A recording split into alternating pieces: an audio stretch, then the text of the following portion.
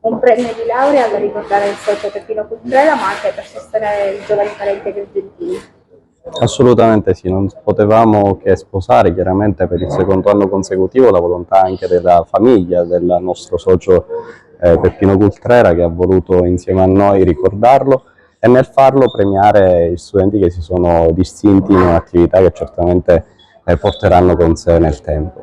È un momento particolarmente emozionante per noi quando si tratta di ricordare un socio, tra l'altro un socio come Peppino, per cui siamo felici di farlo insieme all'università, di farlo insieme ai familiari e contiamo di ripeterlo di nuovo. Presidente, Lions Club Polo Universitario Insieme per sostenere gli studenti del Polo Territoriale di Agrigento.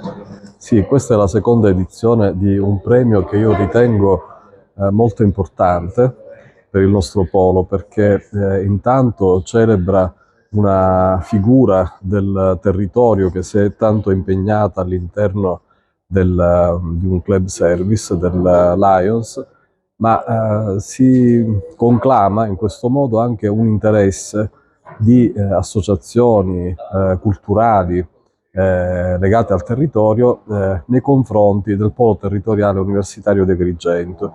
Io credo che l'attività didattica, l'attività di ricerca, poi sfociando anche nelle tesi di laurea dei nostri studenti, debbano avere anche un riscontro nel territorio, nei valori di una comunità e della società civile. Pertanto questo premio, nella sua semplicità e anche nella continuità che si vuole dare, è un bellissimo riconoscimento, è un momento in cui diciamo, viene premiata anche l'attività degli studenti.